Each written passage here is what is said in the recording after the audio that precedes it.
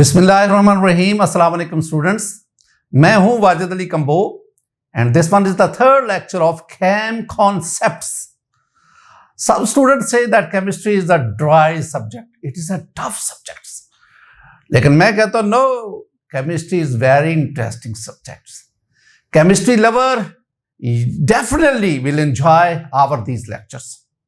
These lectures will provide you the basic concept of chemistry. अगर आप 9-10 के student हैं, इंटरमीडिएट के स्टूडेंट हैं, आप ए लेवल ओ लेवल के स्टूडेंट्स हैं और खास तौर पर जो एंट्रेंस टेस्ट के स्टूडेंट्स हैं, उनके लिए these lectures are very very useful. ये आपको आपके एग्जाम में हेल्प आउट करेंगे, ये आपको केमिस्ट्री सीखने में आपको मदद करेंगे.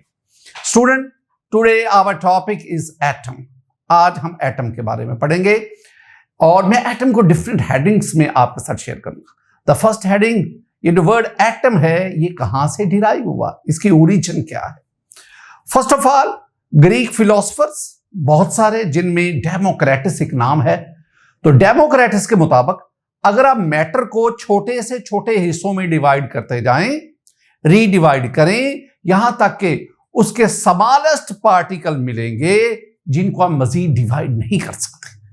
उन इंडिविजिबल पार्टिकल्स ऑफ मैटर को ग्रीक फिलोसफर्स ने एटम का नाम दिया. ये जो वर्ड एटम है, it is derive from Greek word atomos. Atomos mean indivisible, जिसको आप डिवाइड ना कर सके. मैं आगे बढ़ता हूं, मैं आपको ना एक और भी इसकी एटोमोलॉजी बताता हूं. ये जो वर्ड एटम है ये दो अल्फाज से डिराइव हुआ है, एक आ और दूसरा Tommy.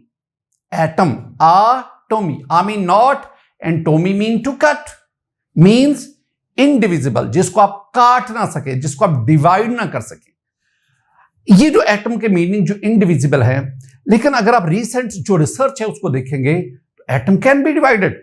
You can divide, you study the process of radio activity, you study the process of nuclear fission. ये क्या हमें बताते हैं? ये हमें बताते हैं कि atom can be divided. More over, the discovery of particles with an atom, ये भी हमें क्या बताते हैं कि एटम को हम डिवाइड कर सकते हैं. अब हम आगे बढ़ते हैं. Let's study the definition of atom. Atom की जो सबसे कॉमन डेफिनेशन है वो जरा देखें. The smallest particle of an element which can take part in a chemical reaction. अब ये एटम की एक बेसिक डेफिनेशन है कि एटम जो है ये एलिमेंट का स्मॉलेस्ट पार्टिकल है जो केमिकल रिएक्शन में हिस्सा लेता है. दो बातें हैं इस डेफिनेशन में. The smallest particle of an element, अब तक 118 एलिमेंट्स जो हैं वो डिस्कवर या इन्वेंट हो चुके हैं. 118 एलिमेंट्स हैव बीन डिस्कवर्ड और इन्वेंटेड अप टिल नाउ. उनमें, उन एलिमेंट्स में we have the periodic table. Look at this periodic table. इस पीरियोडिक टेबल में तमाम एलिमेंट्स हैं. अब इन एलिमेंट्स का स्मॉलेस्ट पार्टिकल एटम है. जैसा कि ये मेरे पास कॉपर है. अब इस कॉपर का ये जो सब पार्टिकल्स है, these are atoms of copper, and copper है, all the atoms of copper are identical. This one is carbon. These are the atoms of carbon, and all atoms of carbons are identical. This one is helium, and all atoms of helium are identical. The copper, the carbon and the helium, these are elements. और ये elements किस पर consist कर रहे हैं? ये atoms पर. Definition का जो दूसरा हिस्सा है वो है कि atom takes part in a chemical reaction. What is chemical reaction? The conversion of reactants into products, that is the chemical reaction. Reactant का प्रोडक्ट में क्या, केमिकल रिएक्शन में होता क्या है? That is the bond breakage in reactant and bond formation in products. अब reactant में bond टूटे, प्रोडक्ट में बॉन्ड बने. आपके पास H2 है, O2 है, these are molecules, इनमें बॉन्ड टूटे, आपके पास H2O बना जिसमें ऑक्सीजन और हाइड्रोजन के दरमियान बॉन्ड फॉर्मेशन हुई. This one is a chemical reaction. अब इस केमिकल रिएक्शन में which are the participant of this chemical reaction? They are the atoms. We can say that atoms are the players of a chemical reaction. Chemical reaction actually होता क्या है? Student याद रखना, chemical reaction is actually the loss और gain of electron. Electron का loss या electron के gain को हम केमिकल रिएक्शन कहते हैं. हम मूव करते हैं नेक्स्ट. एटम की एक और डेफिनेशन है, बहुत जबरदस्त डेफिनेशन, उसका इस्तेमाल बहुत ज्यादा है. The smallest particle, ये definition क्या है? The smallest particle of an element in which number of proton is equal to number of electron. Atom में प्रोटॉन और इलेक्ट्रॉन की तादाद बराबर होती है, तो वो पार्टिकल जिसमें इलेक्ट्रॉन और प्रोटॉन की तादाद बराबर होगी, उस स्मॉलेस्ट पार्टिकल ऑफ एलिमेंट को हम एटम कहते हैं. Look at this one is sodium atom. It has 11 proton as well as it has 11 electron. So this one is an atom. Proton 11, electron atom 11. This one is sodium atom. Similarly, this one is magnesium atom. It has 12 proton as well as it has 12 electron. This one is carbon atom. It has 6 electron and 6 proton. तो atom क्या है?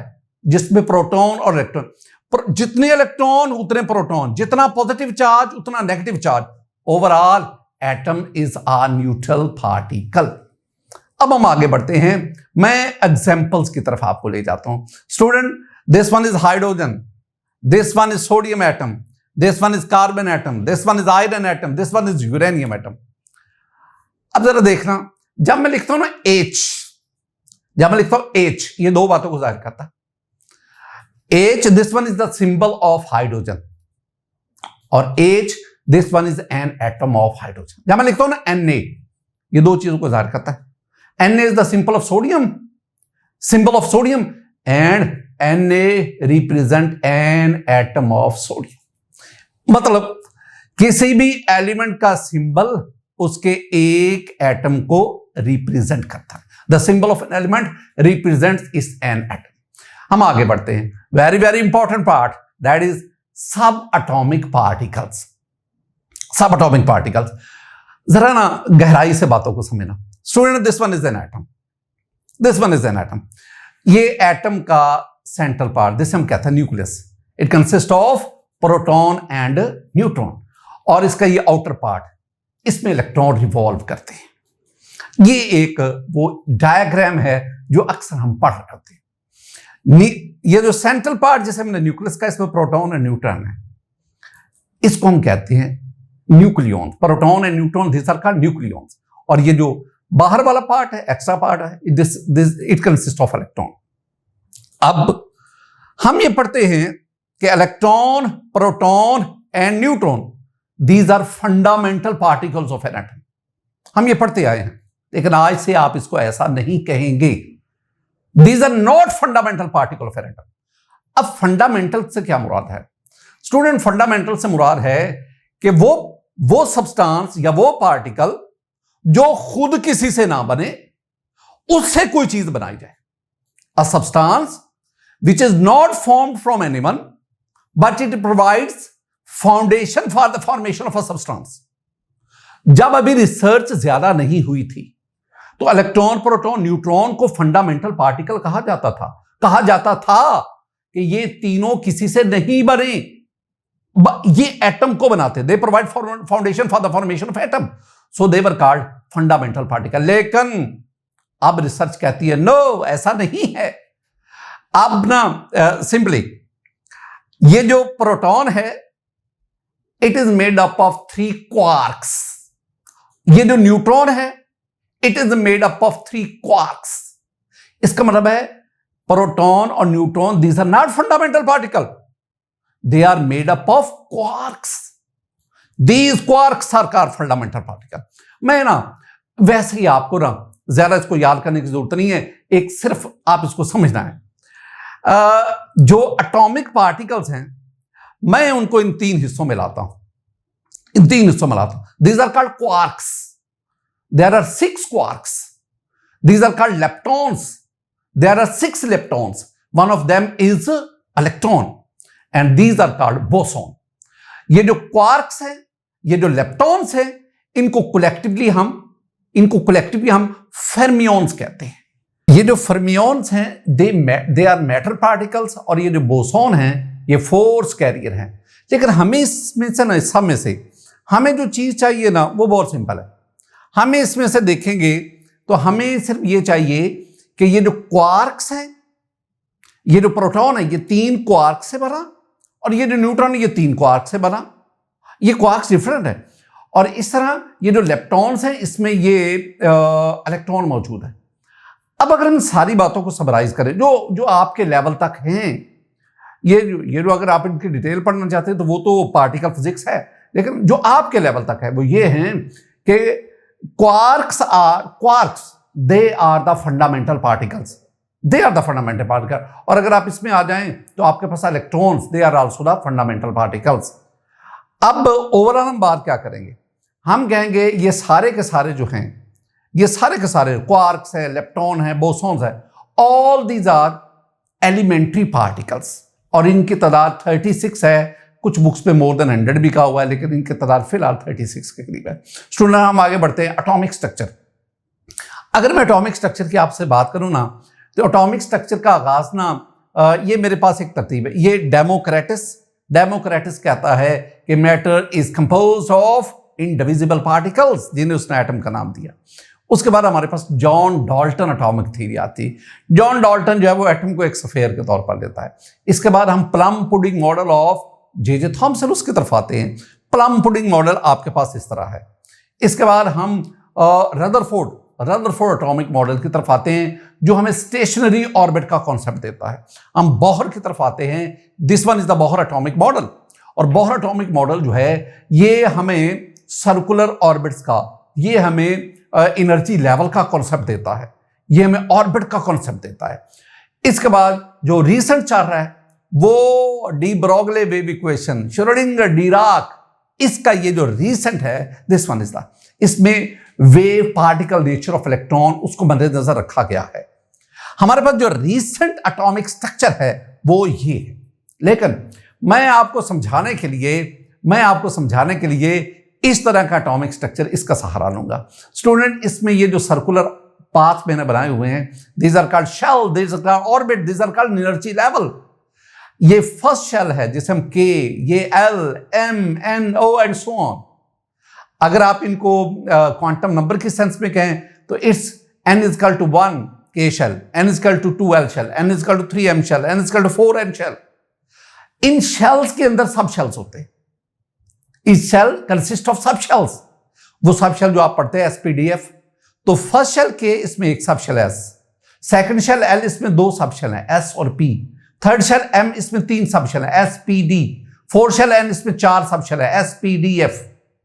اب یہ جو سب shells ہیں ان کی different orientation کو ہم آربیٹلز کہتے ہیں. جیسے یہ ایس سب شیل ہے، it has a single orientation, so it has a single orbital S orbital. یہ جو پی سب شیل ہے it has 3 orientation in space, so it has 3 orbitals px, py, pz. Similarly d subshell have 5 orbitals, and similarly f subshell it has 7 orbitals. Student اس کے بعد ہم چلتے ہیں the term used for atom. atoms کے لیے کیا کیا terms استعمال ہوتی ہیں؟ پہلی ٹرم ہم یوز کرتے ہیں atomic number. atomic number کیا ہوتا ہے؟ number of proton in an atom is called atomic number. Atomic number is a very specific term for an atom. یہ ایٹم کی ڈسٹنکشن ہے، یہ ایٹم کی پہچان ہے، یہ ایٹم کی آئیڈینٹی ہے. پیریوڈک ٹیبل میں جتنے بھی ایلیمنٹس ہیں ہر ایک کے ایٹم کا اپنا اپنا اٹامک نمبر ہے. ہائیڈروجن کے ایٹم کا atomic number 1، helium atomic number 2، lithium atomic number 3 and so on. Every atom has its own atomic number، اور اس اٹامک نمبر کی بیس پر ہم ایٹمز کو ایک دوسرے سے ڈیفرنشیٹ کرتے ہیں. اگر اٹامک نمبر 1 ہے، 1 پروٹون ہے، تو وہ ہائیڈروجن کا ایٹم ہے. اگر 11 پروٹون ہے، اٹامک نمبر 11 وہ سوڈیم کا ایٹم ہے. اس طرح ہم ایٹمز کو ڈسٹنگوش کرتے ہیں. اٹامک نمبر کو ہم Z سے ریپریزنٹ کرتے ہیں، Z سے. اب Z کا جو لفظ ہے نا، Z یہ جو لیٹر ہے، it is derived from word Zell، Z-E-Z-E-H-L، Zell. This one is the German language word which means number. So atom Zell, it means atomic number. It is represented by Z.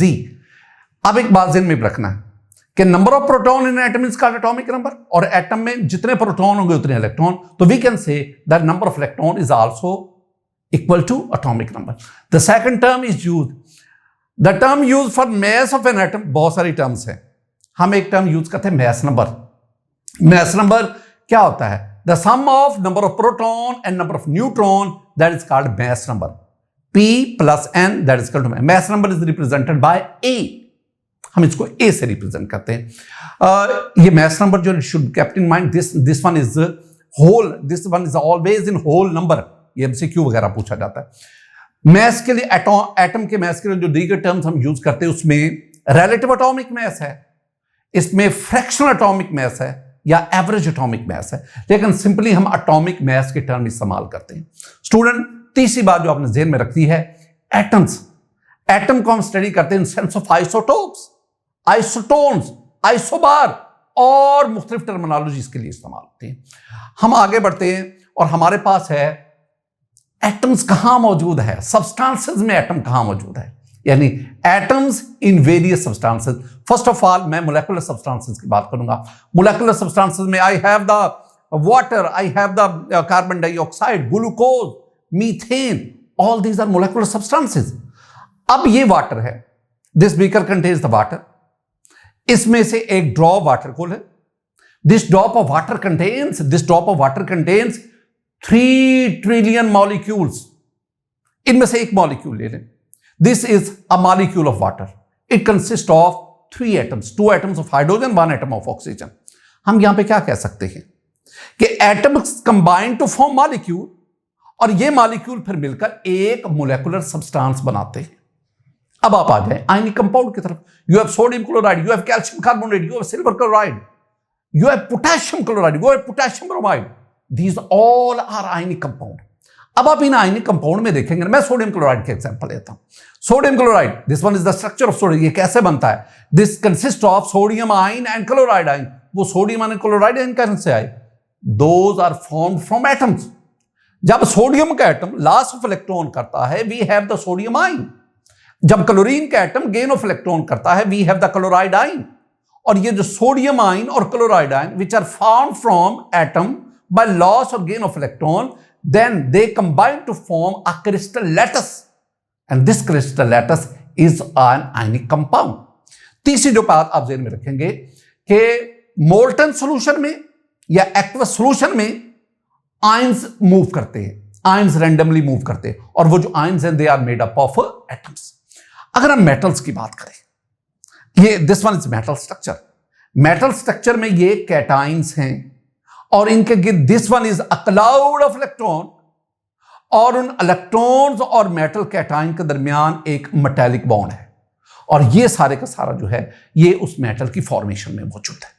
अब एक बात यहां पे ध्यान में रखना है कि पीरियोडिक टेबल में वी स्टडी 118 एलिमेंट्स, और इन 118 एलिमेंट्स में से 6 एलिमेंट जिन्हें हमने नोबल गैसेस कहा, इनके एटम इंडिपेंडेंटली एग्जिस्ट करते हैं, और बाकी जो आपके पास 112 एलिमेंट्स हैं उनके एटम्स इंडिपेंडेंटली एग्जिस्ट नहीं करते. या तो वो मोलेकुलर फॉर्म में एग्जिस्ट करेंगे या वो आयनिक कंपाउंड में फार्मूला यूनिट की फॉर्म में एग्जिस्ट करेंगे. लेकिन नोबल गैसेस के एटम जो हैं दे इंडिपेंडेंटली एग्जिस्टेंट. अब इसकी रीजन आप जानते हैं कि हीलियम जो है it follows the duplet rule, और other noble gases they follow the octet rule. और ड्यूप्लेट और ऑक्टेट रूल को फॉलो करना, this one is a sign of stability. चूंकि नोबल गैसेस के एटम स्टेबल होते हैं ड्यूप्लेट और ऑक्टेट रूल को फॉलो करने की वजह से, नोबल गैसेस के एटम स्टेबल होते हैं, दे इंडिपेंडेंटली एग्जिस्ट. लिहाजा नोबल गैसेस के एटम को ही हम मॉलिक्यूल कहते हैं. तो when I right the He represents, this one is the symbol of helium, this one is an atom of helium, this one is a molecule of helium. तो noble gases का atom ही molecule कहलाता है. Student, all this is about the atom. अगर आपको ये lecture मेरा बहुत interesting लगा हो और अगर आपने इससे कुछ सीखा हो तो प्लीज हमारे इस चैनल को सब्सक्राइब कीजिएगा, और आपने बेल आइकन को प्रेस करना है ताकि हमारे जितनी भी वीडियोस आएंगी उसका नोटिफिकेशन आप तक पहुंचता रहे. Thank you. अस्सलाम वालेकुम.